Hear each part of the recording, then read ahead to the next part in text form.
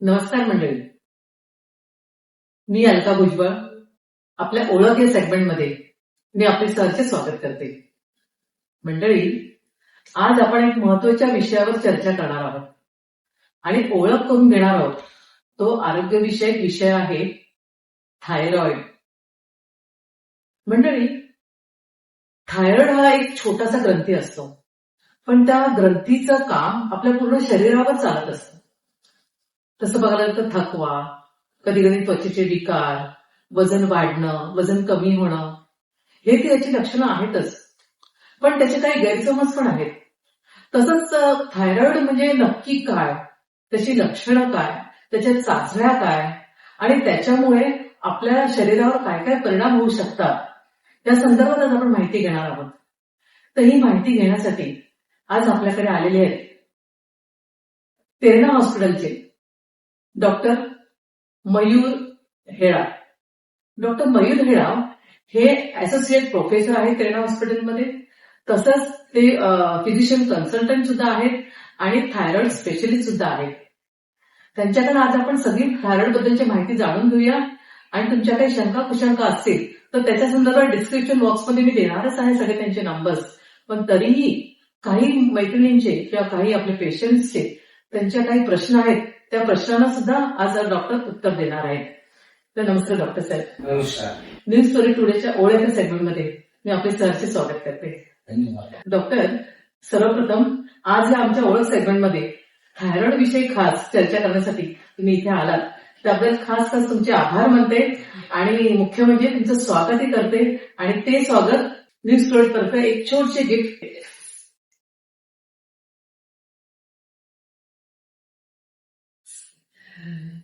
तर doctor, thyroid, खरं तर थायरॉइड आहे हे म्हटलं की सगळीजण खरं घाबरलं, बापरे हिला थायरॉइड आहे.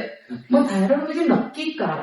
नमस्कार. मी आज तुमचा स्पेशली अलका मॅडम तुमचा खूप धन्यवाद करतो की हा टॉपिक तुम्ही सिलेक्ट केला, म्हणजे थायरॉइडशी रिलेटेड. कारण की हा टॉपिक आहे एकदम सिम्पल, पण याच्याविषयी सगळ्या लोकांमध्ये इतकं मिसअंडरस्टँडिंग आहे की छोट्या टॉपिकमुळे पण बरेचसे त्रास होऊ शकतात किंवा लोकांना बऱ्यापैकी त्रास होऊ शकतात एका छोट्याशा ग्रंथीमुळे, आणि बरेचसे मिसअंडरस्टँडिंग आहेत. तर त्याच्यामुळे हा टॉपिक सिलेक्ट केल्याबद्दल धन्यवाद. आणि आपण आज परत सगळ्याच्या क्वेरी किंवा सगळे जे डिस्कशन आहेत ते सगळे आपण क्लिअर करू. सो एकच विनंती आहे, सगळ्यांनी हा एपिसोड बघावा आणि सगळ्यांनी भरभरून प्रतिसाद द्यावा.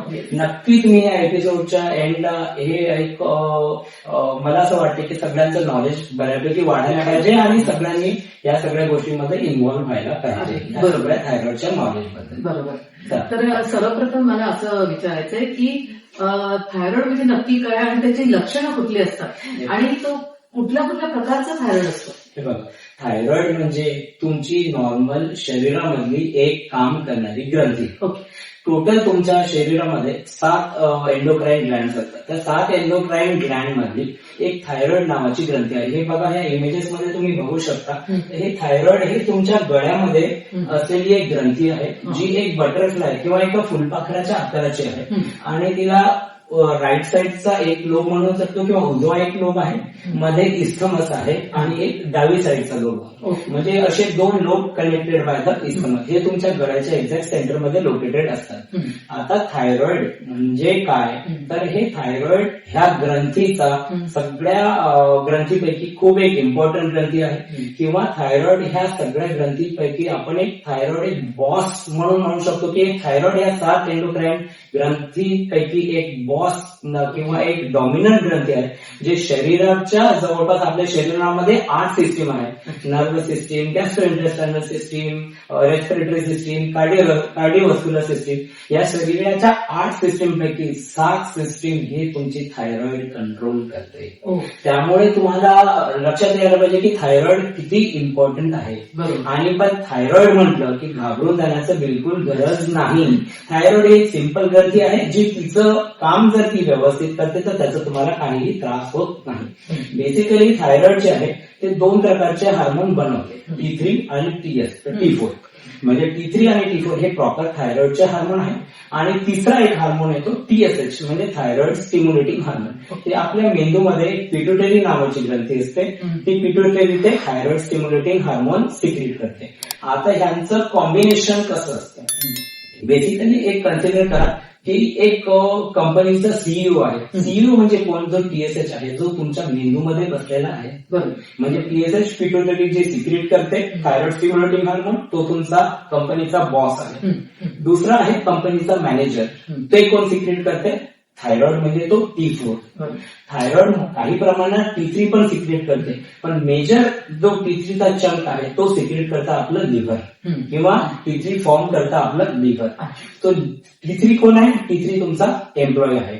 So boss is TSH, manager is T4 thyroid, and ह्या सगळ्यांचं काम व्यवस्थित सुरू आहे की नाही हे बघण्याचं काम इज T3 म्हणजे T3 तुमचा एम्प्लॉई आहे. आता या तिघांचं कनेक्शन आपण जाणून घेऊया. तिघांचं कनेक्शन म्हणजे काय, बेसिकली जेव्हा थायरॉइड नॉर्मली काम करत असते तर पिट्युटरी त्याला थायरॉइड स्टिम्युलेटिंग हार्मोन सिक्रिएट करते TSH will act on T4 आणि T4 काय करतो, T3 ला सांगतो की व्यवस्थित सगळं काम कर, व्यवस्थित रुटीन सगळं कर. तर आता जेव्हा T3 आणि T4 आपलं काम व्यवस्थित करत असतात तर त्यांचा निगेटिव्ह फीडबॅक TSH कडे जातो की आमचं काम आता व्यवस्थित चालू आहे, त्यामुळे आम्हाला TSH सिक्रिएट करण्याची गरज नाही. त्यामुळे ह्या निगेटिव्ह फीडबॅकमुळे तुम्ही प्रत्येक वेळेस हे बघाल की आपण जेव्हा थायरॉइडच्या टेस्ट करतो किंवा थायरॉइडशी रिलेटेड जे रिपोर्ट करतो तेव्हा T3 T4 हे एका डायरेक्शनने असतात आणि TSH is always on the opposite side. म्हणजे फॉर एक्झाम्पल आपण हायपोथायरॉइडिझम म्हटलं तर TSH वाढणार पण T3 T4 कमी होणार. हायपरथायरॉइडिझम म्हटलं तर TSH कमी होणार, T3 T4 वाढणार. तर हे याच्यामुळे आहे कारण की ब्रेन थायरॉइडला कंट्रोल करतं आणि थायरॉइड जेव्हा आपलं काम नॉर्मली करते ते आपोआप निगेटिव्ह फीडबॅक देऊन TSH ला सिक्रिशन त्याचं कमी करतं. ह्या निगेटिव्ह फीडबॅकमुळे they are always on the opposite side. आता हे थायरॉइड काम कसं करतं, बेसिकली आपल्या शरीराच्या मी तुम्हाला सांगितलं 7 सिस्टीम्स आहेत. या 7ही सिस्टीमवर या थायरॉइडचं कंट्रोल आहे. थायरॉइड नॉर्मली काम करतं म्हणजे या सगळ्या शरीरात व्यवस्थित, बेसिकली शरीरात हार्मोनी मेंटेन ठेवणं, प्रत्येक सिस्टीम व्यवस्थित काम करते आहे की नाही हे चेक करणं किंवा शरीराला हार्मोनी मेंटेन करून ठेवणं हे मेन थायरॉइडच्या हार्मोनशी रिलेटेड काम आहे. आता तुम्ही नेक्स्ट क्वेश्चन म्हणजे थायरॉइडचे रिलेटेड आजार कुठले कुठले, तर हे 3 मोस्ट कॉमनली थायरॉइडचे आजार येतात. त्यात एक म्हणजे हायपोथायरॉइडिझम, म्हणजे त्यात तुमचा थायरॉइड कमी काम करते. दुसरं म्हणजे हायपरथायरॉइडिझम, ज्यात तुमचं थायरॉइड हार्मोन जास्त काम करते किंवा थायरॉइड एक्सेस काम करताय. तिसरं म्हणजे सबक्लिनिकल हायपोथायरॉइडिझम. सबक्लिनिकल म्हणजे बेसिकली काही ट्रान्सियन किंवा काही स्ट्रेस रिलेटेड सिच्युएशन्स मध्ये टेम्पररी तुमची रिक्वायरमेंट थायरॉइडची वाढते. हे झालं सबक्लिनिकल हायपोथायरॉइडिझम. आता तुम्ही हे थायरॉइड बघू शकता ह्या इमेजमध्ये की थायरॉइड एक्झॅक्ट तुमच्या नेकला लोकेटेड आहे, प्लस थायरॉइडच्या जस्ट साईडला हा जो व्हाईट कलरचा आहे हा तुमचा विंड पाईप आहे किंवा ट्रकिया आहे. जस्ट ट्रकियाच्या बॅक साईडला तुमची अन्ननलिका आहे. म्हणजे थायरॉइडचं लोकेशन जस्ट तुमच्या विंड पाईपच्या बाजूला, अन्ननलिकेच्या बाजूला, प्लस तुमचा वोकल कॉर्ड म्हणजे तुमचा फोनिक बॉक्स, लॅरिंक्स त्याच्यातील सराउंडिंग आहे. या सगळ्यांशी रिलेटेड थायरॉइडचे सिम्पटम्स असू शकतात. आपण एक एक करून जाऊया. तर फर्स्ट आता तुम्ही ते म्हणालात की हायपोथायरॉइड आणि हायपर, तर हायपोमध्ये तुम्ही सांगितलं की तो जास्त काम करत नाही म्हणून तो हायपो, करेक्ट, आणि जास्त काम करतो म्हणजे हायपर. येस, याचा अर्थ त्याचं म्हणजे वजन वाढणं आणि वजन घटणं तेच बेसिकली खूप सारे सिम्पटम्स असतात. प्रत्येक मी बोललो ना थायरॉइड शरीरामध्ये हार्मोनी मेंटेन करतं. जेव्हा थायरॉइड हार्मोनच काम करू शकत नाही, ज्याला आपण हायपोथायरॉइडिझम म्हणतो, तेव्हा हार्मोनी बिघडते. शरीराच्या प्रत्येक सिस्टीमवर त्याचा असर तुम्हाला दिसतो. तर हार्मोनी बिघडणं म्हणजे आपण एक एक स्टडी करत जाऊया. For example first consider hypothyroidism. Hypothyroidism म्हणजे काय, थायरॉइड हार्मोन शरीरामध्ये कमी होणं म्हणजे थायरॉइड हार्मोन तुमच्या शरीरामध्ये नाही आहे. मग T3 आणि T4 मी जसं ऍक्च्युअल मध्ये सांगितलं थायरॉइड हार्मोन्स आहेत, तर हे नाही आहेत किंवा हे कमी आहेत. तर निगेटिव्ह फीडबॅक कोण आहे, TSH, त्यामुळे TSH वाढणार. तो TSH वाढणार आणि T3 T4 कमी होणार, त्याला आपण म्हणणार हायपोथायरॉइडिझम. आता हायपोथायरॉइडिझम मध्ये शरीरामध्ये बरेचसे सिम्पटम्स असतात. एक सिंपल शब्दात सांगायचं किंवा easy to understand, start from head to toe. तर तुमचं केसांचं ब्रिटल होणं, इझिली प्लग किंवा इझिली तुटणं किंवा केसांची शाईन निघून जाणं, केसांमध्ये विकनेस येणं, हे हायपोथायरॉइडिझम मध्ये असू शकतं. दुसरं आहे आईज, अराउंड आईज पफिनेस किंवा आईजच्या अराउंड स्वेलिंग येणं, किंवा आपण म्हणतो ना चेहरा सुजणं, गोल चेहरा होणं, चेहरा फुगणं, हे थायरॉइडचे सिम्पटम्स असू शकतात. ब्रेनशी रिलेटेड थायरॉइडचे सिम्पटम्स म्हणजे सुस्ती येणं, झोप जास्त येणं, शरीरात एनर्जी फील नाही होणं, शरीरात विकनेस असणं, कुठलंही काम करायला टाळाटाळ करणं किंवा एनर्जीलेस फील होणं, किंवा आपण फॉर एक्झाम्पल त्याला एक गोष्ट सांगतो तर नॉर्मल पर्सन ती गोष्ट ज्या वेळेत करतो, फॉर एक्झाम्पल किचन मधून एक पाण्याचा ग्लास आणायचा, नॉर्मल पर्सन जाऊन लगेच आणणार, पण हा एखाद्या पेशंटला ज्याला हायपोथायरॉइडिझम आहे तेच काम करण्यासाठी तो डबल वेळ देणार किंवा तो इंटरेस्ट पण स्वतःहून दाखवणार नाही. तर ह्या सगळ्या गोष्टी ब्रेनशी रिलेटेड, किंवा चिडचिडपणा होणं, झोप न येणं, प्लस इरिटेबिलिटी, मूड स्विंग्स, हे सुद्धा हायपोथायरॉइडिझम मध्ये असू शकतं. परत आपण त्याच्या खाली येऊया, गळा, नेकमध्ये स्वेलिंग असू शकतं. नेकमध्ये कुठल्या पण साईडला तुम्हाला स्वेलिंग असणं किंवा गाठ असणं, हे सुद्धा तुम्हाला नेकमध्ये किंवा थायरॉइडमध्ये दिसू शकतं. त्याच्या खाली आलो आपण हार्ट आहे. हार्टमध्ये तुम्हाला हायपोथायरॉइडिझम मध्ये ब्रॅडिकार्डिया म्हणजे तुमचं हार्ट रेट स्लो होणं. हार्ट रेट नॉर्मल हा 80 ते 90च्या आसपास असतो. नॉर्मल आपण 72 म्हणतो, पण तो व्हॅरी होतो 70 ते 90च्या मध्ये. 60 पेक्षा कमी पर्सिस्टंट हार्ट रेट असणं, हे again it is a sign of persistent bradycardia. हे अगेन हे साइन आहे हायपोथायरॉइडिझमचं. प्लस हार्टच्या बाजूने लंग्स आहे. ब्रिदिंग शॅलो होणं किंवा ब्रिदिंगचा रेट जो नॉर्मल 1 मिनिटात आपण 16 ते 20च्या दरम्यान ब्रीथ करतो, ते ब्रीथ कमी होणं, हे सुद्धा हायपोथायरॉइडिझमचं सिम्पटम्स आहेत. प्लस त्याच्या खाली पोटावर सुजन येणं, पोटामध्ये पाणी भरणं, प्लस तुमचं आतड्यांचं जे, बिकॉज थायरॉइड हा मेन मेटाबॉलिझमशी रिलेटेड हार्मोन आहे. तर तुमचं जे अन्न, मेटाबॉलिझम म्हणजे काय, अन्न तुम्ही जे खाता ते डायजेस्ट होऊन जे एनर्जी प्रोड्यूस होते, that is called as metabolism. So हे अन्न पचायला जड जातं. अन्न पचणं किंवा अन्न खाल्ल्यानंतर जे त्याची जी मुवमेंट्स आहे, पेरिस्टाल्टिक मुवमेंट म्हणजे अन्न खाल्ल्यानंतर ते डायजेस्ट होऊन तुमचं एक्सक्रिएट होणं, हे प्रोसिजर एकदम स्लो होऊन जाणं म्हणजे कॉन्स्टिपेशन, म्हणजे पोट साफ न होणं, अन्न न पचणं, again it is a sign of hypothyroidism. आणि या मेटाबॉलिझम स्लो झाल्यामुळे किंवा मेटाबॉलिझम वीक झाल्यामुळे एनर्जीलेस फील होणं किंवा शरीरातली एनर्जी कमी झाल्यासारखं होणं, तुमचं शरीर फुगतं, हवा भरल्यासारखं फुगतं, पण अल्टिमेटली यू आर इंटरनली तुम्ही खूप वीक फील करता. तर हे सगळे हायपोथायरॉइडिझमचे सिम्पटम्स आहेत. त्याच्या खाली गेले तर पायावर वगैरे स्वेलिंग येणं, प्लस स्पेशली फिमेल्स मध्ये कधी कधी हायपोथायरॉइडिझमशी रिलेटेड एक्स्ट्रा काही सिम्पटम्स, इन द सेन्स समजा यंग फिमेल्स आहेत, त्या न्यूली मॅरिड आहेत, तर प्रेग्नन्सी त्या प्लॅन करत आहात, तर इनफर्टिलिटी म्हणजे बाळ न थांबणं किंवा मासिक पाळी इरेग्युलर होणं, म्हणजे मासिक पाळी रेग्युलर न होणं, जो मॅच्युरिटीचा आपला वेळ आहे, म्हणजे बेसिकली आपण म्हणतो ना फॉलिकल, एक स्मॉल साईज फॉलिकल पासून मोठं होत जातं आणि फॉलिकल रप्चर होऊन त्यातून ओव्हम निघतो. तर ह्या प्रोसिजरला ते एकदम हायपोथायरॉइड एकदम स्लो करून टाकतो.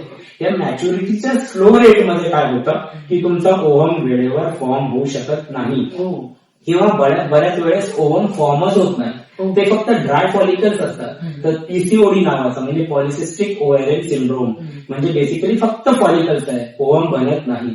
मग याच्यामुळे काय होतं, तुम्हाला इरेग्युलर मेन्स्ट्रुअल सायकल्स येतात, इरेग्युलर पिरियड्स येतात आणि स्पेशली फिमेल्स मध्ये प्रेग्नन्सी थांबण्यात प्रॉब्लेम होतो, किंवा दुसरं प्रेग्नन्सी थांबल्यानंतर पण अर्ली प्रेग्नन्सी लॉस हा फिमेल्स मध्ये होऊ शकतो.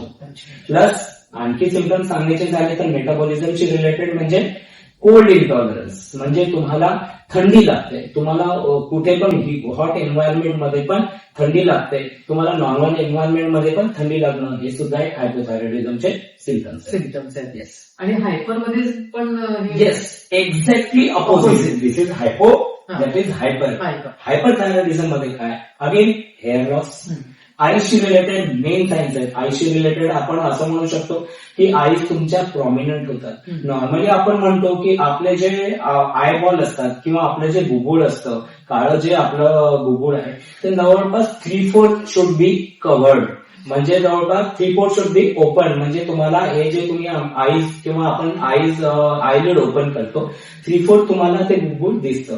हायपरथायरॉइडिझम मध्ये काय होतं, ते बुबुळ बाहेर येतं किंवा आईज प्रॉमिनंट होतात आणि बाहेर आल्यामुळे तुम्हाला 3/4 पेक्षा जास्त, काही लोकांचं तर पूर्ण बुबुळ सुद्धा तुम्ही डोळ्याने बघू शकता, इतकं ते प्रॉमिनंट येतं किंवा इतकं ते बाहेर आल्यासारखं असतं. आणि बऱ्याच वेळेस असं होतं की आयलिड क्लोज सुद्धा होत नाही, कारण की आय बॉल इतके प्रॉमिनंट किंवा बाहेर आलेले असतात, ते आयलिड क्लोज होत नाही. मग आईशी रिलेटेड इचिंग, रेडनेस किंवा जळजळ डोळ्यांमध्ये, पर्सिस्टंट जळजळ होणं, डोळ्यांमध्ये पाणी येणं, हे हायपरथायरॉइडिझम मध्ये दिसू शकतं.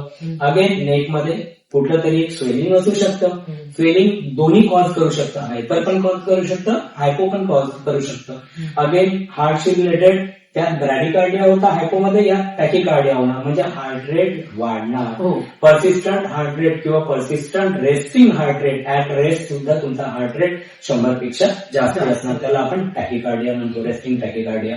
नंतर पोटामध्ये अगेन लूज मोशन, हायपोमध्ये कॉन्स्टिपेशन होत होतं आणि या लूज मोशन होणार किंवा डायरिया होणार. हायपोमध्ये तुम्हाला वेट गेन होत होतं, हायपरमध्ये तुम्हाला वेट लॉस होणार. हायपरमध्ये तुम्हाला कोल्ड इंटॉलरन्स होत होतं, तर हायपरमध्ये तुम्हाला हीट इंटॉलरन्स होणार, म्हणजे तुम्हाला गरमीच होणार, तुम्हाला स्वेटिंग होणार, एक्सेसिव्ह स्वेटिंग होणार, एक्सेसिव्ह वेट लॉस होणार. शरीरामधली प्रत्येक गोष्ट हायपर होत जाणार, वेट लॉस होत जाणार. Plus skin changes, skin changes मध्ये बेसिकली स्किन ड्रायनेस होणं, प्लस स्किन मध्ये सुरकुत्या पडणं, जसं आपलं एज वाढतं, म्हणजे कमी एज मध्ये आपण जास्ती ओव्हर मॅच्युअर दिसणार. म्हणजे तुम्ही आता 30-40s मध्ये, पण तुमची स्किन दिसणार तुमच्या 45-50s मध्ये. तर that can be a sign of hyperthyroidism. Yes, definitely. तर मला हे विचारायचं, तुम्ही आता हायपर आणि हायपो मध्ये फरक सांगितला, तर याचं टेस्ट ज्या वेळेला करतो T3, T4 आणि TSH, तर या सगळ्या टेस्टचं लेवल, म्हणजे ते काउंटिंग जे म्हणतात, ते कितीपर्यंत असावं किंवा कोणाचं कसं लक्षात येतं ते त्याचं जास्त आहे कमी आहे? बेसिकली काय आहे ना, जेव्हा तुम्हाला सिम्पटम्स येतात कुठल्याही प्रकारचे, जसे मी आता हे सिम्पटम्स सांगितले, सिम्पटम्स फार वेग आहेत, एक्झॅक्ट कोणीही असं गेस करू शकत नाही की हे सिम्पटम्स थायरॉइडशी रिलेटेड आहे. पण डेफिनेटली हे समजा याच्यापैकी काही सिम्पटम्स असतील तर डॉक्टरला जेव्हा तुम्ही व्हिजिट करता, डॉक्टर तुम्हाला प्रिस्क्राईब फर्स्ट टेस्ट करतात T3, T4, TSH. आता T3, T4, TSH म्हणजे T3 आणि T4 मी अगेन याच्या आधी पण सांगितलंय, T3, T4 हे एका डायरेक्शननी असतात, T4 हे ऑलवेज ऑपोजिट डायरेक्शननी असतात. सो तुम्हाला याच्या बाजूने त्याची नॉर्मल रेंज निघून येते आणि एक्झॅक्टली T3, T4 समजा कमी आहे म्हणजे थायरॉइड हार्मोन कमी आहे आणि TSH वाढून आलं, मीन्स तुम्हाला हायपोथायरॉइडिझम आहे. T3, T4 समजा वाढून आले आणि TSH कमी झालं तर हे तुम्हाला हायपरथायरॉइडिझम आहे. तिसरी मी तुम्हाला याच्या आधी सांगितलं होतं सब क्लिनिकल हायपरथायरॉइडिझम, आपण त्याच्यावर थोडं डिस्कस करूया.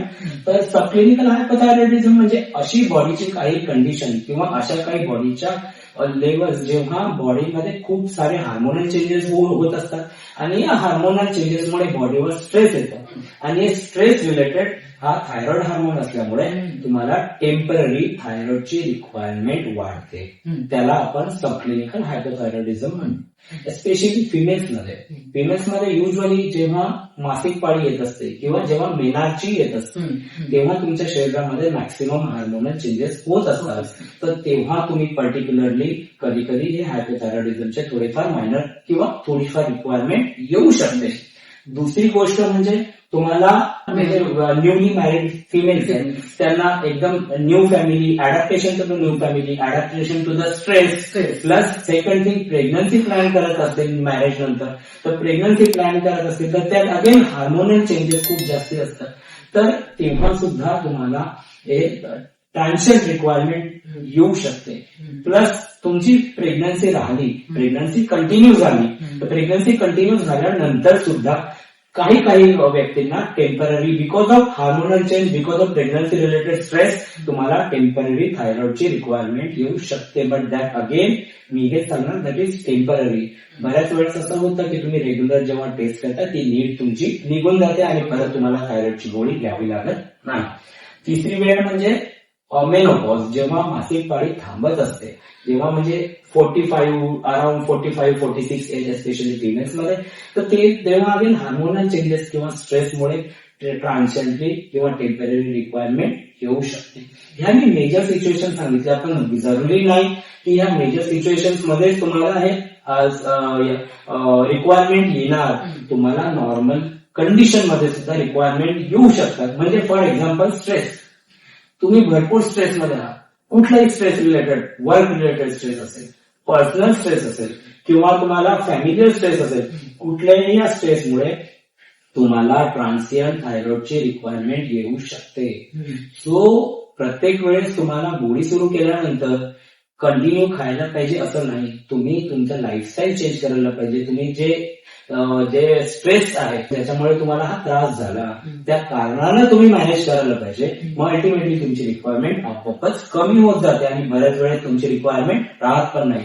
मग अशा वेळेस तुम्ही डेफिनेटली मेडिसिन थांबवू शकता. आता तुम्ही प्रेग्नन्सी बद्दल म्हणाला डॉक्टर, तर आता समजा काहींना थायरॉइड डिटेक्ट झालेला आहे, काही वेळेला यंग मुलांमध्ये पण मुलींमध्ये पण थायरॉइड डिटेक्ट होतो, किंवा नंतर ते प्रेग्नन्सी प्लॅन करतात, प्रेग्नन्सी राहते, मग मूल होतं, मग प्रेग्नन्सी मध्ये जर तिला थायरॉइड असेल तर तो त्या मुलांमध्ये पण येतो का, असं काय ऑब्झर्वेशन? येऊ शकतो, येतोच असं नाही, कंपल्सरी नाही, पण येऊ शकतो. सी, हायपोथायरॉइडिझम हा मेनली ऑटोइम्युन आपण म्हणतो. म्हणजे बेसिकली हा फिमेल मध्ये डॉमिनंट असतो. म्हणजे बेसिकली 100 समजा पेशंट तुम्ही थायरॉइडचे कन्सिडर करा, तर 100 पैकी 85 ते 90% हे हायपोथायरॉइडिझम असतात आणि 10% हे एस्पेशली हायपरथायरॉइडिझमचे असतात. आणि आउट ऑफ हे हायपोथायरॉइडिझम मॅक्सिमम फिमेलमध्ये कॉमन आहे. म्हणजे 10 हायपोथायरॉइडिझमचे पेशंट जर बघितले तर कन्सिडर करा, किंवा कुठलाही थायरॉइड आजार हायपो किंवा हायपर, तर 10 पैकी 9 फिमेल्स मध्ये कॉमन असतात आणि एकच मेल. म्हणजे 90% will be females and 10% males मध्ये. पुरुषांमध्ये हा आजार तसा नाहीये, असतो, आढळतो, पण कमी प्रमाणात. 90% हा फिमेल मध्ये आढळतो. जन्मता जे तुम्ही काही टेस्ट करता का? डेफिनेटली. हे बघा, आउट ऑफ जी 85 मी तुम्हाला सांगितले, हे 85 मध्ये मॅक्सिमम आर द ऑटोइम्युन. म्हणजे बेसिकली ऑटोइम्युन हे असे आजार असतात जे तुमच्या इम्युनिटीशी रिलेटेड असतात. तुमच्या इम्युनिटी सिस्टीम मध्ये काही चेंजेस होऊन जातात बिकॉज ऑफ अननोन रिझन, आणि ते चेंजेस जे आहेत ते परमनंट असतात. ते कधीच आधीसारखे नॉर्मल होत नाही. त्याच्यामुळे इम्युनिटीमध्ये चेंजेस झाल्यामुळे काय होतं की तुमचंच शरीरच तुमच्या हार्मोनला एक फॉरेन बॉडी म्हणून समजतं आणि त्या फॉरेन बॉडीला बॉडी डिस्ट्रॉय करते. म्हणजे हार्मोन तुमचाच, शरीर तुमचाच, पण डीएनए मध्ये किंवा ऑटो तुमच्या इम्युनिटीमध्ये झालेल्या चेंजेसमुळे तुमच्या शरीरालाच वाटतं की हा माझा हार्मोन नाहीये. मग त्याच्यामुळे तुमचं शरीरच तुमच्या हार्मोनला डिस्ट्रॉय करतं. त्याला आपण ऑटोइम्युन म्हणतो आणि त्याच्यामुळे हा तुम्हाला हायपोथायरॉइडिझम होतो. आता ह्या हायपोथायरॉइडिझम मध्ये काय होतं की ऑटोइम्युन फिमेलमध्ये कॉमन आहे, म्हणून हायपोथायरॉइडिझम फिमेलमध्ये कॉमन आहे. प्लस सेकंड, हे ऑटोइम्युन काही असे आजार आहेत ते जेनेटिकली सुद्धा ट्रान्सफर होतात. त्याच्यामुळे हे मदर टू चाइल्ड होणारच असं नाही, पण होऊ शकतात. युजली आता रिसेंटली आपण बघतोय की बऱ्याच वेळेस जेव्हा डिलिव्हरी होते तेव्हा बाळाचं जे कॉर्ड असतो किंवा बाळाची जी नाळ असते त्यातलंच ब्लड घेऊन लगेच टेस्टिंगला पाठवतो. त्यात आपण ब्लड ग्रुप, त्यात आपण हिमोग्लोबिन आणि त्यात आपण बाळाचं TSH हे डेफिनेटली करतो. हे कंपल्सरी करतो. बऱ्याच वेळेस कंपल्सरी नाहीये, पण हे युज्युअल प्रॅक्टिसमध्ये करतातच.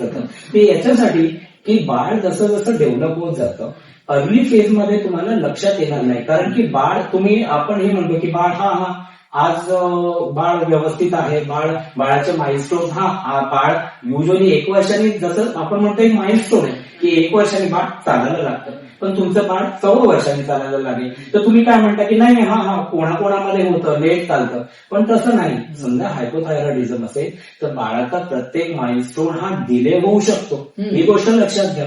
दात येण्यापासून, बाळाच्या रांगण्यापासून, बाळाच्या चालण्यापासून, बाळाच्या प्रत्येक ग्रोथ डिले होऊ शकते.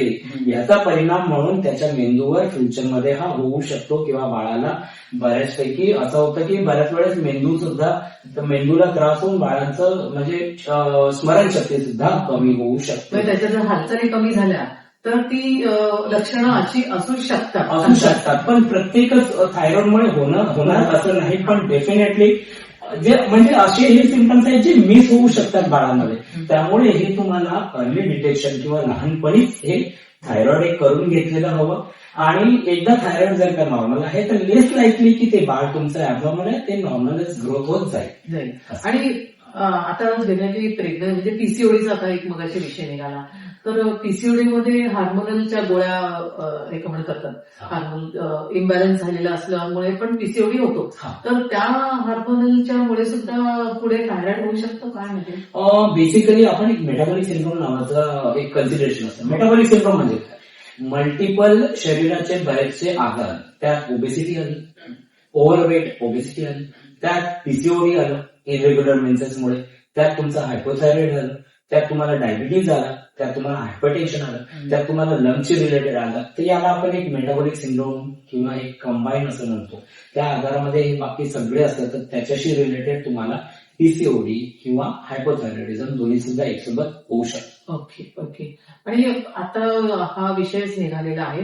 तर मला प्रेग्नन्सीच्या वेळेला किंवा प्रेग्नन्सीच्या नंतर ज्याला तुमचं हे सगळं टेस्टिंग होतं, मुलांचं टेस्टिंग होतं, तर मुलांमध्ये तुमचं म्हणणं की थायरॉइड नसतो. तर म्हणजे मुली ज्या जन्मतात त्या मुलींमध्ये सुद्धा असं थायरॉइड होतं? म्हणजे जसं तुम्ही म्हणा की मुलींमध्ये किंवा महिलांमध्ये थायरॉइडचं प्रमाण जास्त आहे. तर तसं जर ज्याला ती मुलगी म्हणून जन्मते तर तिचं टेस्टिंग केल्यानंतर तुम्हाला असं काय लक्षात आलं की त्या मुलींमध्ये थायरॉइड जास्त आहे? असं काही पर्टिक्युलर नाहीये.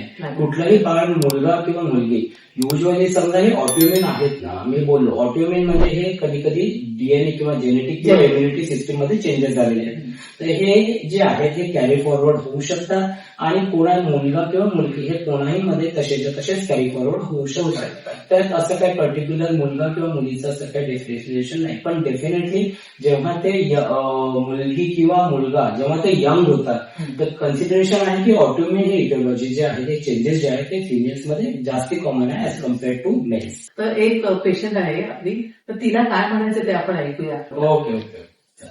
मला वर्षभर जवळजवळ डोळ्यातून पाणी येत होतं आणि सगळ्या टेस्ट करून झाल्या पण काहीच कळत नव्हतं. मग म्हणून थायरॉइडची टेस्ट केली तेव्हा हायपोथायरॉइड आहे असं कळलं. आणि ती गोळी सुरू केल्यानंतर माझं डोळ्यातलं पाणी थांबलं. तर मला एक विचारायचं होतं की हायपो आणि हायपर हे मध्ये मध्ये चेंज होत राहतं का एका व्यक्तीमध्ये? छान प्रश्न विचारला. आय सायन्स म्हणजे मी आता याच्या आधी पण तुम्हाला सांगितलं आहे की आय सायन्स म्हणजे काय? बेसिकली हे हायपर थायरॉइडिझमचे थोडेसे फीचर्स काय, म्हणजे तुमचं आय प्रॉमिनंट होणं किंवा तुमचं जे बोबुळ आहे ते थोडंसं बाहेर येणं. तर ह्यामुळे काय होतं, तुमच्या आयलिड क्लोज होत नाही किंवा क्लोज व्हायला प्रॉब्लेम होतो. तेव्हा त्याच्यामुळे watering of eyes burning, redness, recurrent I infection हे होऊ शकतं.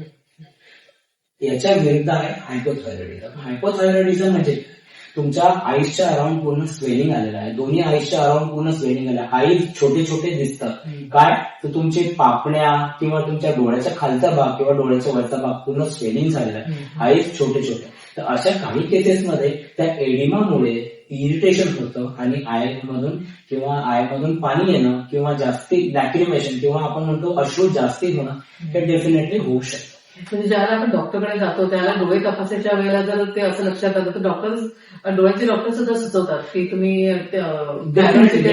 इव्हन तुम्ही क्लिनिकली बघू शकता की असतात काही पर्सन असतात की ज्यांचे डोळे एकदमच प्रॉमिनंट असतात. मी बोललो ना तुम्हाला 3-4 पेक्षा जास्ती त्या डोळ्याचा पार्ट तुम्हाला किंवा काळा पार्ट तुम्हाला बाहेर आलेला दिसतो. हे क्लिनिकल डायग्नोसिस आहे. क्लिनिकली बघूनच तुम्ही सांगू शकता की हा पर्सन हायपोथायरॉइडिझममुळे असू शकतो. किंवा हायपो असेल तर मग त्याला स्वेलिंग आलेला आहे, आईज छोटे झालेले आहे. तर तो हायपोथायरॉइडिझम. मग ते फक्त औषधाने तो बरा होऊ शकतो किंवा ते पाणी कमी होऊ शकतं. सगळ्या थायरॉइडचे जे आजार आहेत हे सगळे मेडिसिननी क्युरेबल किंवा ट्रीटेबल आहेत. डेफिनेटली ट्रीटमेंट म्हणजे ओनली मेडिसिन घ्या. तुमचे लाईफस्टाईल मॉडिफिकेशन डेफिनेटली रिकमेंडेड आहे या सगळ्या गोष्टी, पण मेडिसिन पण रिकमेंडेड घ्या. रेग्युलर व्हिजिट करा, डेफिनेटली तुम्हाला बेनिफिट्स होईल. आता अजून एक मगाशी आपली चर्चा झाली त्याच्यामध्ये तुम्ही मला म्हणालात की घसा दुखतो किंवा असं, तर एक अजून एक माझी मैत्रीण आहे, तिला तुम्हाला काही प्रश्न विचारायचे, तुम्ही तो प्रश्न आहे की त्याच्यात. Okay, definitely. नमस्कार अलका, असवेळे डॉक्टर आले, थायरॉईडची माहिती देणार आहेत, ऐकून मला खूप छान वाटलं. आणि मला जो त्रास होतो, त्रास म्हणण्यापेक्षा माझा कधीही आवाज बसतो आणि थंड खाल्लं किंवा थंड प्यायलं किंवा आंबट खाल्लं तरच बसतो, असं काही नाही आहे. खाण्याचा काहीच प्रॉब्लेम नाही आहे, पण कधीही अचानक बसतो आणि मला ते बोलताना खूप इरिटेट होतं. त्यामुळे मला असं वाटतं ऐकणाऱ्याला किती इरिटेट होत असेल. त्याच्यासाठी मी बरेच डॉक्टर केले, औषधं घेतली, पण डॉक्टरांचं म्हणणं असं काही नाहीच आहे का, म्हणजे असं काही मेजर प्रॉब्लेम नाही आहे तुम्हाला. पण मला असं जाणून घ्यायचं की मग का असा बसतो, तर ते तुम्ही जर मला नीट एक्सप्लेन केलं आणि मला गायडन्स मिळाला तर खूप छान वाटेल. थँक्यू. मला एक सांगायचं होतं की मी तुम्हाला याच्या आधी पण तुम्हाला एक्सप्लेन केलं आहे की थायरॉइडचं जे लोकेशन आहे ते तुमच्या श्वसन नलिकेच्या जस्ट बाजूला आहे आणि श्वसन नलिकेच्या जस्ट वरती तुमचा फोनिक बॉक्स म्हणजे लॅरिंग्स असतो. लॅरिंग मधून तुमचा आवाज बाहेर निघतो. तर ह्या आवाजामध्ये काय म्हणजे बेसिकली या आवाजात जेव्हा तुम्ही चेंजेस होतात तुम्ही डेफिनेटली ऑब्झर्व करू शकता. बेसिकली हायपोथायरॉइडिझम मुळे जे रिलेटेड आवाज चेंजेस होतात ते म्हणजे तुमचा आवाज हेवी होऊन जातो. एकदम आपण म्हणतो ना नॉर्मल आवाजापेक्षा असा भारी आवाज होऊन जातो, कारण की व्होकल कॉर्ड जे आहे ते स्वेलिंग आलेले असतात, त्याच्यावर सुजन आलेली असते, पूर्ण शरीरावर सुजन आलेली असते, गळ्यावर सुजन आलेली असते. तर डेफिनेटली हॉर्शनेस किंवा हेवी आवाज हा हायपोथायरॉइडिझम मध्ये होऊ शकतो. सेकंड हे पण रिझन असेल की आपल्या ज्या लॅरिंजियल नर्व्हज आहेत, म्हणजे बेसिकली आपल्या नसा ज्यांनी आपला आवाज निघतो, व्होकल कॉर्डला ज्या नसा सप्लाय करतात लॅरिंजियल नर्व्ह, त्या जस्ट थायरॉइडच्या बाजूनी असतात. तर या थायरॉइड मधली कुठलीही गाठ समजा ग्रोथ झाली, कुठल्याही एखादं नोडल ग्रोथ झालं, कुठली एखादं सिस्ट ग्रोथ झाली, समजा ह्या साईडला ती सिस्ट ग्रोथ झाली तर बाजूलाच लॅरिंजियल नर्व्ह असते. तर लॅरिंजियल नर्व्ह कॉम्प्रेस करू शकते आणि नर्व्ह कॉम्प्रेशनमुळे सुद्धा तुम्हाला व्हॉइस चेंजेस बघायला मिळू शकतात. पण मी हेच सांगेन की प्रत्येक वेळेस व्हॉइस चेंज झाला म्हणजे तुम्ही थायरॉइडला ब्लेम करू नका, पण डेफिनेटली थायरॉइडमुळे तुमच्या आवाजात बदल होऊ शकतात. म्हणजे घसा बसणं म्हणजे थायरॉइड आहे असं अजिबात असं बिलकुल नाही, सिंपल गोष्ट आहे. आणि सारखं घसा खाकरावं लागतं म्हणजे पण थायरॉइड आहे असं अजिबात नाही. आता सिंपल आहे, तुम्हाला टॉन्सिलायटिस झालं, तुमच्या टॉन्सिलवर स्वेलिंग आलं तरी सुद्धा तुम्हाला टेम्पररी आवाज चेंज होऊ शकतो. तुमचं समजा घशामध्ये काही इन्फेक्शन झालं, बेसिकली ऍसिडिटीमुळे किंवा रिकरंट ऍसिडिटीमुळे पण थ्रोट अल्सर्स होतात, त्याच्यामुळे समजा काही अल्सर झाले लॅरिंजियल तर त्याच्यामुळे तुमचा आवाज बदल होऊ शकतो. तर डेफिनेटली मी हे सांगेल की आवाज थायरॉइडमध्ये बदल होऊ शकतो, डेफिनेटली त्याला डिनाय नाही, पण प्रत्येक वेळेस थायरॉइडलाच तुम्ही आवाज चेंज साठी ब्लेम करू शकत नाही. बरेचसे रिझन्स आहेत. आता जनरली असं आपण काही काहींना बघतो की महिलांचा असं गळा सुजलेला असतो, तर काही तसा गळा थोडासा खाली आलेला असतो, तर ते पण एक थायरॉइडचं लक्षण आहे का? डेफिनेटली. हे बघा, दोन प्रकारचे थायरॉइडला नोडल्स असतात. एक म्हणजे सिस्ट म्हणजे आपण म्हणतो की पाणी भरलेलं एखादं पाणी भरलेलं, जसं आपल्याला बर्न इंजुरी झाली किंवा जळलं ते कसं पाणी भरतं स्किन मध्ये, तशा पॅटर्नचं एक स्वेलिंग असतं, त्याला आपण सिस्ट म्हणतो.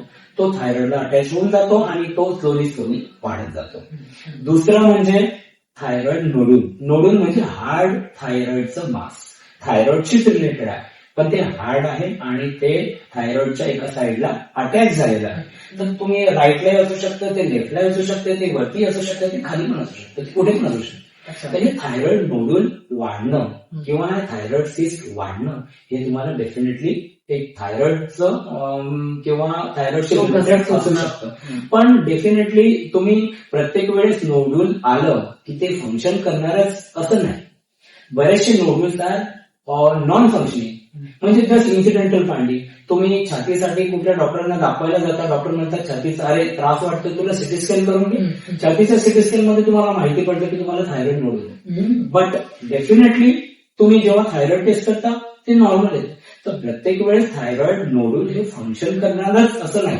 There can be multiple non functioning nodule, म्हणजे नोडूल आहे पण ते फक्त नोडूल आहे, ते काम करत नाही. म्हणजे तो Definitely तुमचा तुम्हाला सुजलेला जो असतो हा. त्याच्यावर फक्त तिने औषधं घेतली हा. तर ते नॉर्मल होऊ शकतं का ते तसंच राहतं? होऊ शकतं. दोन प्रकारचे हे बघा, थायरॉइडचे क्लिनिकल डायग्नोसिसची टेस्ट आहे. समजा तुम्ही असं थायरॉइड बघितलं तर बऱ्याचशा लीन किंवा एकदम जे चढपातळ लोक असतात ते तुम्हाला इथे बटरफ्लायच्या गळ्यामध्ये दिसतात. तर जेव्हा तुम्ही त्याला स्वॅलो करायला लावणार किंवा आपण म्हणतो ना थुंकी गिळायला लावणार तेव्हा डेफिनेटली इथे तुम्हाला वर आणि खाली मुवमेंट दिसते, दॅट इज थायरॉइड. तर अशा वेळेस तुम्हाला क्लिनिकली लगेच दिसून येतं की इथे काहीतरी एका साईडला स्वेलिंग आहे किंवा इथे काहीतरी एक नोड्यूल आलेला आहे किंवा काहीतरी अबनॉर्मॅलिटी आहे. तर अशा वेळेस हे जे थायरॉइड नोड्यूल आहे हे तुम्हाला तपासायला लागतं. मोस्ट कॉमनली आपण थायरॉइड जेव्हा नोड्यूल येतो तेव्हा आपण ब्लड टेस्ट ऍडवाइज करतो. त्यामध्ये T3, T4, TSH येतात आणि डेफिनेटली त्याच्यानंतरची टेस्ट म्हणजे सोनोग्राफी. तर सोनोग्राफीमध्ये आपल्याला एक्झॅक्ट थायरॉइडचं नोडूलचं लोकेशन, एक्झॅक्ट थायरॉइडचं नोडूलची साईज आणि ते काही कॉम्प्रेस करत आहे किंवा कुठलं स्ट्रक्चर त्याच्यामुळे काही प्रेस होते आहे का हे डेफिनेटली तुम्ही माहिती करून घेऊ शकता. आता तुम्ही सोनोग्राफी बद्दल आता तुम्ही सांगितलं तर अजून एक आपली म्हणजे माझी एक मैत्रीण आहे तर तिलाही मध्यंतरी काही टेस्ट सांगितल्या होत्या. काही थायरॉइड तिचा ग्रंथी वाढल्या आहेत आणि तर त्याच्याबद्दल डॉक्टर म्हणाले की तुम्ही कदाचित तुम्हाला त्याचं ऑपरेशन करावं लागेल. तर तुम्ही काय म्हणते ते झाले का? नमस्कार, मी जयश्री. माझं वय 64 आहे. काही महिन्यांपूर्वी माझ्या पाठीत खूप दुखत होतं, तर त्यामुळे मला डॉक्टरांनी MRI CT स्कॅन करण्याचा सल्ला दिला. त्याप्रमाणे मी तो केलाही. पण त्या CT स्कॅनमध्ये माझ्या थ्रोटला एक नोडूल दिसलं डॉक्टरांना, म्हणून त्यांनी मला ENTनं रेफर केलं, ENTना भेटायला सांगितलं. त्याप्रमाणे मी ENT डॉक्टरांना भेटले तर त्यांनी मला मानेचा सोनोग्राफी आणि FNAC टेस्ट करायला सांगितली, जी मी केली. तर मानेच्या सोनोग्राफीमध्ये मला सस्पिशियस 80% कॅन्सरियस दाखवलं, पण FNAC टेस्टमध्ये मला नो मेलिगन्सी म्हणून सांगण्यात आलं. तर आता यापुढे बघू डॉक्टर काय सल्ला देत आहेत, काय सांगतायत ते बघणं खूप गरजेचं आहे. तर तिला हे आता तुम्ही ऐकलं तर तिला असं वाटलं की ऑपरेट करावं लागेल का, काय करावं, अशा याच्यामध्ये तिला टेस्ट काही सुचवू शकाल का, किंवा अशा ग्रंथी वाढल्या म्हणजे नक्की काय होतं? कारण आता तिचंही एज आहे 63 आहे. तर मग अशा याच्यामध्ये मग तिने काय टेस्ट करायला पाहिजे, तुम्ही काय सांगा? हे बघा, थायरॉइड आहे किंवा ग्रंथी आहे किंवा नोडूल आहे त्यामुळे घाबरून जाण्याची गरज नाही. मी याच्या आधी पण सांगितलं, मॅक्सिमम जे नोडल्स असतात आर बेनाईन किंवा नॉन मॅलिग्नंट. बेनाईन म्हणजे जे कॅन्सरच नाही, अशाच प्रकारचे मॅक्सिमम असतात. त्यातल्या त्यात नॉन फंक्शनिंग सुद्धा असतात. म्हणजे बेसिकली नोडूल आहे, नॉन फंक्शनिंग आहे, ते तुम्हाला त्याच्यामुळे काहीही त्रास देत नाही. पण याचा अर्थ असा नाही की तुम्ही ते फ्युचरमध्ये तुम्हाला त्रास देणार नाही. कुठलंही नोडूल किंवा लॉंग स्टँडिंग किंवा बऱ्याच वर्षापर्यंत असतं, 15 वर्ष 20 वर्ष, जेव्हा तुम्ही त्याला बघता, रेग्युलरली चेक करता, तेव्हा डेफिनेटली त्यात काही वर्षांनी सडन चेंजेस होऊ शकतात. आणि सडन चेंजेस जर झाले तर त्या बेनाईन लिजन जे आहे that can turn into malignant. म्हणजे नॉन कॅन्सरस गाठ जी एवढ्या वर्षापासून होती डेफिनेटली कॅन्सरमध्ये कन्वर्ट होऊ शकते. तर ह्याच्यासाठी तुम्हाला प्रिकॉशन घेण्याची गरज आहे. आता तुमच्या ह्या प्रश्नावर आपण येऊया. यांनी विचारलंय की मला FNAC मध्ये थोडंफार काहीतरी डाऊट वाटतोय आणि सोनोग्राफीमध्ये ते कॅन्सरच दाखवलेलं आहे. FNAC म्हणजे fine needle aspiration cytology. Fine needle aspiration cytology याचा अर्थ काय होतो? आपलं जे थायरॉइड नोडूल आहे, जसं आपण सोनोग्राफीमध्ये एक फॉर एक्झाम्पल कन्सिडर करू की राईट साईडला खालच्या साईडला ते नोडूल आहे, ते तुम्ही कन्फर्म केलं सोनोग्राफीमध्ये. मग FNAC मध्ये म्हणजे काय, टोटी जी निडल असते ती टोटीची निडल त्या थायरॉइडच्या लोबला आपण पकडतो, हँडनी ते नोडूलला पकडतो आणि ते निडल त्या 2 ते 3 वेळा प्रिक करतो आणि ते स्लाइडवरती जे कलेक्शन येतं किंवा जे ब्लड येतं किंवा जे सिरस फ्लूइड येतं ते स्लाइडवर स्प्रेड करतो आणि त्या स्लाइडला आपण रीड करतो की कुठल्या प्रकारचे सेल्स त्या आहेत. मग कुठल्या प्रकारचे सेल्स आहेत याला रीड करणं दॅट इज FNAC. आता आपण थोडंसं एक डिटेलमध्ये जाऊया. यात थायरॉइड मध्ये 4 प्रकारचे कॅन्सर असतात. तर ते 4 म्हणजे एक फॉलिक्युलर आहे, एक पॅपिलरी आहे, एक मेडुलरी आहे आणि चौथा म्हणजे अॅनाप्लास्टिक. तर यातला पर्टिक्युलरली मोस्ट कॉमन जो कॅन्सर आहे तो म्हणजे पॅपिलरी कॅन्सर. ठीक आहे. दुसरा कॅन्सर म्हणजे फॉलिक्युलर कॅन्सर. आता फॉलिक्युलर कॅन्सर म्हणजे काय? हा कॅन्सर असा असतो जो FNAC वर डिटेक्ट होत नाही. हा पर्टिक्युलरली हा पेशंटशी रिलेटेड क्वेश्चन आहे. म्हणजे FNAC मध्ये तुम्हाला जर तुम्ही FNAC केली आणि FNAC मध्ये सेल्स रीड केले तर फॉलिक्युलर आहे की फॉलिक्युलर कॅन्सर आहे, त्यामुळे तो बेनाईन आहे की मॅलिग्नंट आहे हे FNAC सांगू शकत नाही. त्यामुळे तुम्हाला याची पुढची टेस्ट म्हणजे थायरॉइड स्कॅन हा करणं गरजेचं आहे. थायरॉइड स्कॅन म्हणजे काय? थायरॉइड स्कॅन म्हणजे आपण बेसिकली थायरॉइड हार्मोन हे आयोडीनशी रिलेटेड आहे. थायरॉइड हार्मोनला आयोडीन लागतं. थायरॉइडला नॉर्मल फंक्शनिंगला सुद्धा आयोडीन लागतं. तर आपण काय करतो, एक लेबल्ड आयोडीन ज्याला न्यूक्लिअर आयोडीन म्हणतात, न्यूक्लिओटाइड आयोडीन, ते एक लेबल्ड आयोडीन आपण पेशंटला खायला देतो ओरली किंवा आयव्ही. आणि ते खाल्ल्यानंतर थायरॉइड त्याला थोड्या वेळाने लगेच कॅच करतो. आणि हा कॅच केलेला जो लोकेशन आहे तो आपण त्या स्कॅन मध्ये चेक करतो. स्कॅन मध्ये मग तुम्हाला 3 प्रकारचे रिडिंग येतात. एक तर हॉट नोड्यूल, वॉर्म नोड्यूल किंवा कोल्ड नोड्यूल. तर हे कोल्ड नोड्यूल जर आलं तर again it favours more chances of malignancy. म्हणजे कॅन्सरचे चान्सेस जास्ती आहे. अशा वेळेस you should go ahead and operate definitely operate. पण असं ते एज रिलेटेड म्हणजे समजा वय वाढलेलं आहे ते 60 अबोव्ह 60 आहे तर त्याच्यामुळे याचा परिणाम होतो आणि त्यांना चेक करणं गरजेचं आहे का? कारण एकदा टेस्ट झालेली आहे त्याच्यानंतर या गोष्टी नेहमी डेफिनेटली मी याच्या आधी पण सांगितलंय की एखादी नोड्यूल किंवा एखादी गाठ ही बरेच वर्षानंतर बेनाईन वरून मॅलिग्नंट होऊ शकते. You have to keep watch, you have to regularly check. म्हणजे बेसिकली आता ती बेनाईन आहे. तुम्ही रेग्युलर थायरॉइड करता, तुम्हाला काही सिम्पटम्स पण नाही आणि रिपोर्ट पण सगळे नॉर्मल आहेत. ठीक आहे, सगळं बरोबर आहे. मग अशा वेळेस समजा ती मॅलिग्नंट म्हणजे काही सडन ऑनसेट काही शरीरामध्ये चेंजेस होणं, यू शुड कीप ऑब्झर्व. म्हणजे तुम्ही मायन्युटली प्रत्येक गोष्ट ऑब्झर्व करायला पाहिजे. म्हणजे बऱ्याच वर्षाची नोडूल होती, नॉन फंक्शनिंग होतं, थायरॉइड नॉर्मल होतं, तुम्हाला काही सिम्पटम्स पण नव्हते.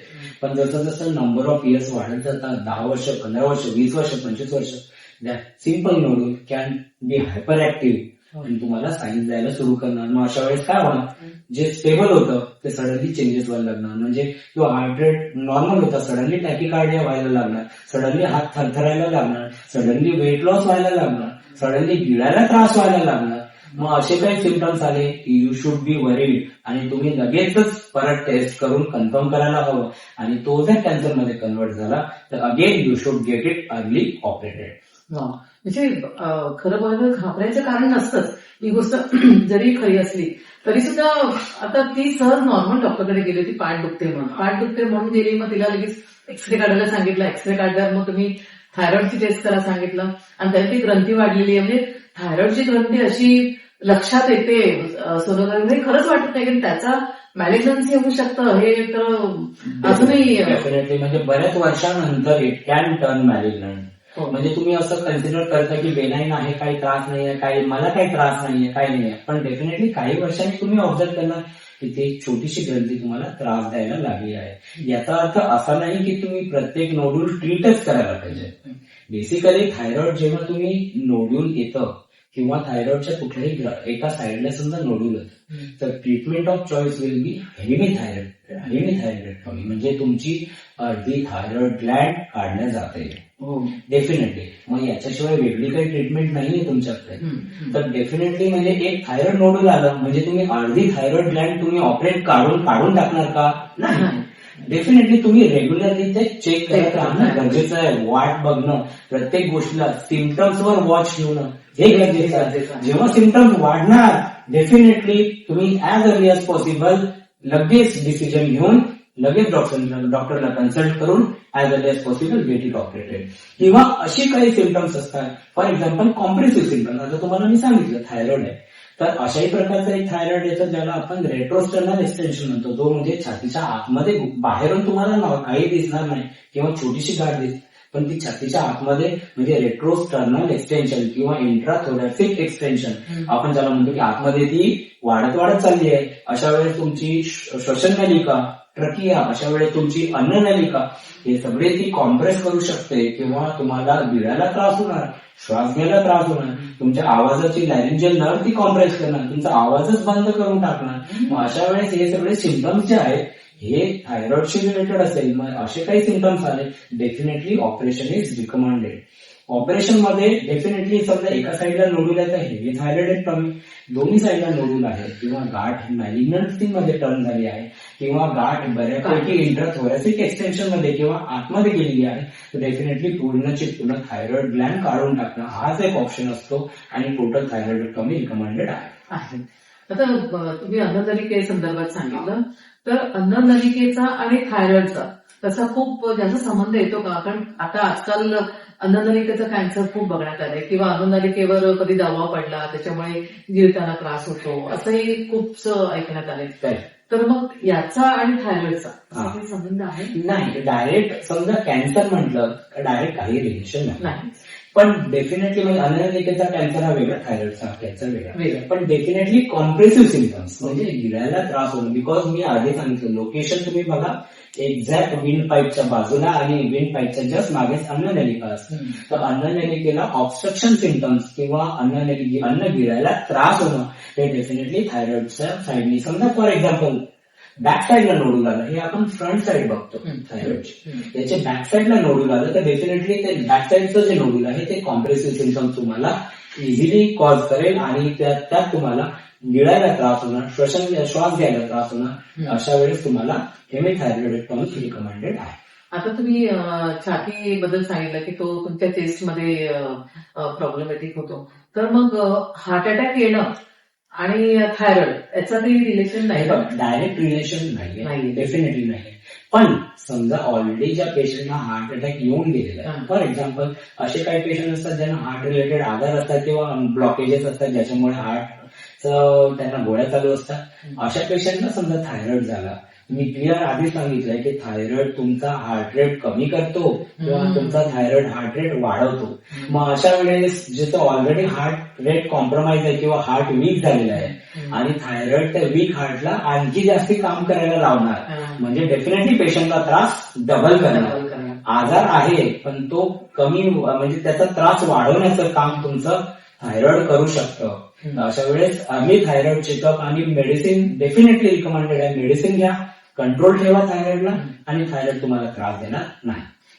म्हणजे थोडक्यात आता बघा, एक तर तुमचं वजन घटणं किंवा वाढणं, जर तुमचे केस म्हणजे महिलांना केसांबद्दल तर फार हे आहे, तर केस जर तुमचे जास्त गळत असतील तर त्याच्या संदर्भात सुद्धा थायरॉइड असू शकतो. किंवा दुसरं म्हणजे जर तुम्हाला पोटाचा काही त्रास असेल, म्हणजे तुमचं अन्नपचन नीट होत नसेल किंवा मेटाबॉलिझम तुमचं कमी जास्त होत असेल तर तुम्हाला त्याची टेस्ट करणं, म्हणजे साईड बाय साईड ही पण टेस्ट करावी. जर तुमच्या अंगावर सूज येत असेल किंवा तुमच्या पायात जर सूज येत असेल तर तुम्ही थायरॉइडची टेस्ट करा. तर हे सगळं ठीक आहे, थायरॉइड आहे आता डिटेक्ट झालेलं आहे. तर थायरॉइड डिटेक्ट झाल्यानंतर आपण आपली काळजी कशी घ्यायची, काय सांगायला?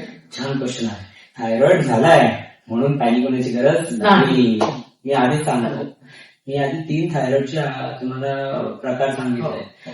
डेफिनेटली हायपोथायरॉइडिझम मध्ये काय आहे, बेसिकली हा हार्मोन आहे, शरीरातला हार्मोन आहे, तर हा काम नाही करू शकत. हायपोथायरॉइडिझम म्हणजे शरीराला हार्मोनची गरज आहे, T3 T4 ची गरज आहे, T3 T4 भेटत नाहीये किंवा भेटल्यानंतर पण तो काम करू शकत नाहीये. मी ऑटोइम्युनचं सांगितलं की तो आहे पण काम नाही करू शकत आहे. मग काय, बाहेरून hormone supplement, definitely weight based medicine आहे. एल्ट्रॉक्सिन किंवा थायरॉक्सिन नावाची ती मेडिसिन येतं, तर ते थायरॉक्सिन तुम्ही डेफिनेटली घेऊ शकता, वेट बेस्ड डोस. मग यांनी काय होणार, शरीरातला जो हार्मोन आहे तो तुम्ही बाहेरच्या गोळ्याने रिप्लेस करता आणि रिप्लेस केल्यामुळे तुम्हाला ते थायरॉइड डेफिनेटली स्लोली नॉर्मल व्हायला. एक्सेप्ट दुसऱ्या गोष्ट सांगितली हायपरथायरॉइडिझम. हायपरथायरॉइडिझम मध्ये मेडिसिन वेगळं आहे. हायपरथायरॉइडिझम मध्ये तुम्हाला थायरॉइड कमी करण्यासाठी किंवा काम कमी करण्यासाठी 2 प्रकारच्या मेडिसिन येतात. एक म्हणजे प्रोटीन थायोयुरेसिल जे एस्पेशली प्रेग्नंट फिमेल मध्ये देतात आणि दुसरी निओमार्काझोल. हे अगेन थायरॉइडच्या हार्मोनची लेवल्स डेफिनेटली कमी करतात आणि तुम्हाला एक नॉर्मल थायरॉइड मेंटेन करण्यात डेफिनेटली हेल्प करतात. तिसरा मी सांगितला होता तुम्हाला सबक्लिनिकल हायपोथायरॉइडिझम.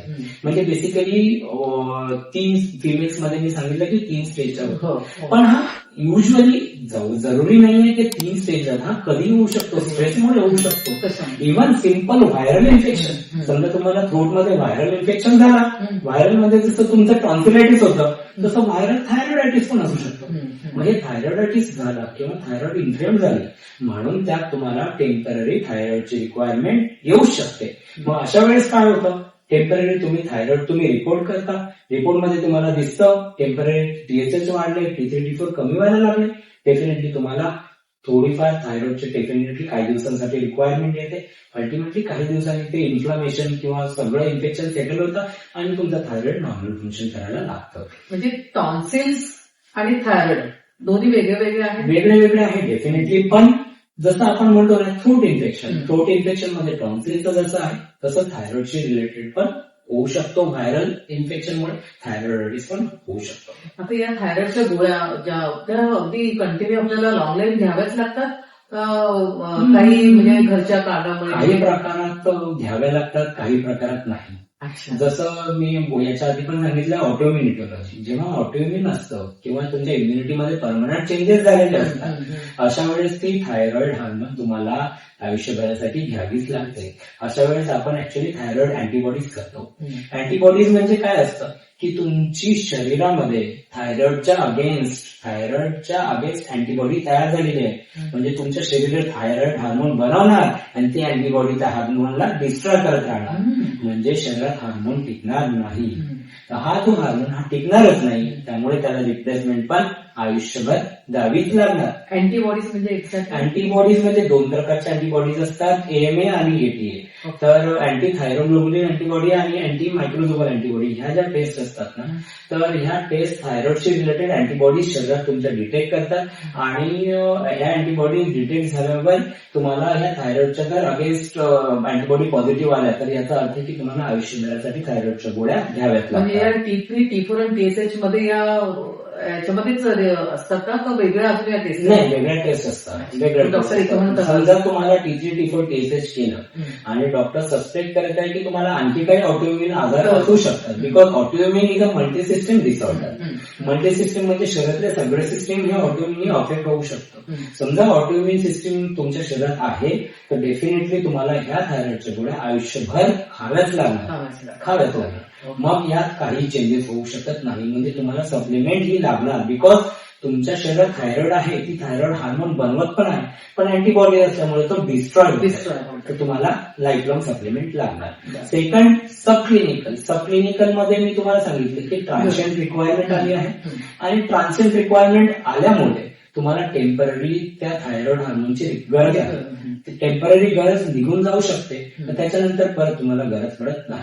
पण याचा अर्थ असा नाही की तुम्ही रेग्युलर चेक करायला नाही. बऱ्याच वेळेस असं माझ्याकडे बरेचसे पेशंट येतात की त्यांना एकदा हायपोथायरॉइडिझम होतं, डॉक्टरांनी गोळी चालू केली की ते त्यांच्या मनाने अरे मुझे तर थायरॉइड आहे, मला तर थायरॉइड आहे, मला तर ही कंटिन्यू खावीच करणार, खातच राहतात. पण त्यांचं हे लक्षात येत नाही की त्यांना सबक्लिनिकल हायपोथायरॉइडिझम आहे. सबक्लिनिकल म्हणजे त्यांची रिक्वायरमेंट टेम्पररी आहे, पण तरी तुम्ही जर त्या गोळ्या कंटिन्यू खात गेल्यात तर त्या गोळ्यांमुळे तुमच्या शरीरावर साईड इफेक्ट होणार आणि साईड इफेक्टमुळे तुमच्या शरीरावर ड्रग इंड्यूस्ड हायपरथायरॉइडिझम होणार. म्हणजे तुम्ही हार्मोन घेताय, तुम्ही थायरॉइड हार्मोन एक्स्ट्रा अमाऊंट मध्ये घेताय, मग तुम्हाला हायपोथायरॉइडिझम म्हणून बदून सगळे सिम्पटम्स सप्रेस होऊन तुम्हाला हायपरथायरॉइडिझमचे सिम्पटम्स चालू होणार. आणि कशामुळे तर ड्रगमुळे, ड्रग इंड्यूस्ड हायपरथायरॉइडिझम. अशा वेळी ती ड्रग बंद करणं गरजेचं आहे. म्हणजे वेळेवर तुमच्या तपासण्या नेहमी करायलाच हव्या. त्याच गोळ्या कंटिन्यू करायच्या का गोळ्यांचा डोस कमी करायचा हे डॉक्टर ठरवतात. डेफिनेटली गोळ्याचा डोस कमी करणं हे डॉक्टरांच्या हातात नाही, हे पेशंटच्या हातात. बरोबर आहे. मला पुढचा प्रश्न हाच विचारायचा की म्हणजे आजकाल म्हणतात की थायरॉइड आहे मग मी एक्सरसाइज चालू केल्या Yes, yes, मग yes. कुठल्या अशा वेगळ्या पद्धतीने ते पण मला विचारायचं की थायरॉइड रिव्हर्सल अच्छा. आता बरेचसे नवीन नवीन टर्मिनॉलॉजी झाल्या थायरॉइड रिव्हर्सल. थायरॉइड रिव्हर्सल म्हणजे काय? बेसिकली तुम्ही जो थायरॉइडच्या गोळ्या खाता त्याचा डोस कमी करणं. म्हणजे तुम्ही फॉर एक्झाम्पल 100 मायक्रोग्रामची खाता, तुम्ही 150 मायक्रोग्रामची गोळी खाता, तर ती 50 पर्यंत जरी आली that is your thyroid reversal. Thyroid रिव्हर्सलचा अर्थ असा नाही होत की तुम्ही गोळी बंद करून तुमचा थायरॉइड नॉर्मल होतो. नाही, मी परत सांगतोय, ऑटोइम्युन आहे, तुम्हाला थायरॉइडची गोळी खावीच लागणार, पण डेफिनेटली तुमची जी स्ट्रेंथ आहे, गोळीची जी पॉवर आहे ती डेफिनेटली तुम्ही कमी करू शकता. आता या थायरॉइड रिव्हर्सल प्रोग्राम मध्ये कसं असतं की तुमच्या हे लाईफस्टाईल रिलेटेड भरपूर गोष्टी मॅटर करतात. लाईफस्टाईलचे रिलेटेड म्हणजे कसं, तुमचं डाएट प्रॉपर असणं, तुम्ही डेली एक्सरसाइज वेळेवर करणं, तुमचं स्ट्रेस मॅनेजमेंट, तुमची अँझायटी मॅनेजमेंट, लाईफस्टाईल मॉडिफिकेशन आपण ज्याला म्हणतो, हे जर तुम्ही अडॉप्ट केलं तर डेफिनेटली तुम्हाला थायरॉइडच्या बऱ्यापैकी तुमचा डोस कमी जातो. बेसिकली वेट रिडक्शन, तुम्ही जर वेट रिडक्शनकडे जास्ती भर दिला, weight reduction in the sense exercise करणं, 24 आवर्स मध्ये 45 minutes of aerobic exercise. Aerobic म्हणजे ज्यात तुम्हाला एनर्जी लूज होणार किंवा ज्यात तुम्हाला स्वेटिंग येणार, ज्यात तुम्हाला हेवी मस्क्युलर ऍक्टिव्हिटी जसं की जॉगिंग, जसं की स्विमिंग, जसं की सायकलिंग, जसं की रनिंग, ह्या सगळ्या एक्सेसिव्ह किंवा एरोबिक ऍक्टिव्हिटीज आहे. तर ह्या ऍक्टिव्हिटीमुळे तुम्हाला स्वेटिंग होतं, तुमच्या मसल ऍक्टिव्हिटीज होतात, एनर्जी लूज होते, डेफिनेटली वेट लॉस होतं आणि तुम्ही थायरॉइड हार्मोन किंवा थायरॉइडची रिक्वायरमेंट कमी करू शकता. डाएट मॅनेजमेंट, प्रॉपर डाएट घेणं, प्रॉपर वेळेवर डाएट घेणं. आपण मराठीत म्हणतो ना की पटापट लवकर जेवायला पाहिजे, सूर्य मावळला की आपल्याला जेवायला पाहिजे, म्हणजे 8च्या आत तुमचं डिनर फिनिश व्हायला पाहिजे, 10 पर्यंत तुम्ही झोपायला पाहिजे आणि सकाळी 5-6 ला उठायला पाहिजे. हे जर तुम्ही हॅबिट्स पाळले तर डेफिनेटली तुम्हाला काही ना काही फरक दिसणार. म्हणजे एक्सरसाइज झालं, लाईफस्टाईल मॉडिफिकेशन झालं, स्ट्रेस मॅनेजमेंट खूप इम्पॉर्टंट आहे. Family stress, personal stress, work related stress. तर हे स्ट्रेस मॅनेजमेंट, ह्या सगळ्या स्ट्रेसफुल ज्या सिच्युएशन्स आहेत त्या सगळ्या सिच्युएशन्स पासून तुम्ही दूर जायला पाहिजे, स्ट्रेस मॅनेज करायला पाहिजे. अँझायटी डिसऑर्डर्स आहेत, बऱ्याचशा अँझायटी होतात, स्पेशली फिमेल्स मध्ये. मी सांगितलं प्रेग्नन्सीमध्ये बरेचसे स्ट्रेस असतात, अँझायटी असतात. या सगळ्या गोष्टी जर तुम्ही कलेक्टिव्हली मॅनेज केल्या तर डेफिनेटली तुम्ही थायरॉइडचा डोस जो आहे तो डेफिनेटली कमी करू शकता. आणि काय खायला हवं आणि काय नाही खायला हवं थायरॉइडवाल्यांनी? काय खायला हवं चांगला क्वेश्चन आहे. खायला म्हणजे बेसिकली सगळं खाऊ शकतो, पण अगेन मी सांगेन लाईफस्टाईल मॉडिफिकेशन मध्ये junk food you should avoid. Oily food, spicy food, तळलेल्या गोष्टी, जंक फूड डेफिनेटली अवॉइड करायला पाहिजे. काही व्हेजिटेबल्स असे आहेत ज्यात थोडे अँटी थायरॉइड ऍक्टिव्हिटीज असतात, जर ते कच्चे किंवा न शिजवता खाल्ले गेलेले. तर त्यात म्हणजे कॅबेज झालं, त्यात कॉलीफ्लॉवर झालं, त्यात ब्रोकोली झालं आणि त्यात पालक झालं. हे असे काही गोष्टी आहेत ज्या समजा तुम्ही कच्च्या खाल्ल्यात तर डेफिनेटली यात काही अँटी थायरॉइड तत्व आहे जे तुम्हाला थायरॉइडमध्ये किंवा थायरॉइड हार्मोनच्या फंक्शनिंग मध्ये थोडा प्रॉब्लेम करू शकतात. पण ह्या सगळ्या भाज्या शिजवून खाल्ल्या डेफिनेटली ते अँटी थायरॉइड जे तत्व आहे ते नष्ट होतं आणि तुम्हाला याच्यापासून काही हार्म होत नाही. त्यामुळे शिजवलेलं, व्यवस्थित शिजवलेलं अन्न खा, जंक फूड खाऊ नका, रेग्युलर एक्सरसाइज करा, वेट लॉस मॅनेजमेंट करा, डाएट मॅनेजमेंट करा. थायरॉइडची जी मेन बेस आहे म्हणजे थायरॉइड रिव्हर्सल म्हणतो ना, तुम्ही थायरॉइडच्या टॅब्लेटची पॉवर कमी करा. मी अगेन सांगितलं वेट बेस्ड डोस आहे, वेट जास्ती डोस जास्ती. तुम्ही वेट कमी करा, आपोआप डोस रिक्वायरमेंट तुमची कमी होणार आणि डेफिनेटली तुम्हाला ह्या गोष्टी फ्युचर लाईफ मध्ये हेल्प होणार. म्हणजे थायरॉइड होऊ नये म्हणून काही करायला हवं असं काही नाहीये. असं म्हणजे थायरॉइड हा सगळ्यालाच असतो, म्हणजे त्या ग्रंथी सगळ्यांनाच आहे. ग्रंथी सगळ्यांना आहे, फक्त त्या ग्रंथी आपलं काम सगळं करताय. फक्त तुमची लाईफस्टाईल जर तुम्ही बदलली, चेंज झाली तर तुम्हाला थायरॉइड होऊ शकतो. डेफिनेटली तुम्हाला लाईफस्टाईल मॉडिफिकेशन थायरॉइडच्या लेवल नॉर्मल ठेवण्यात डेफिनेटली हेल्प करू शकतात.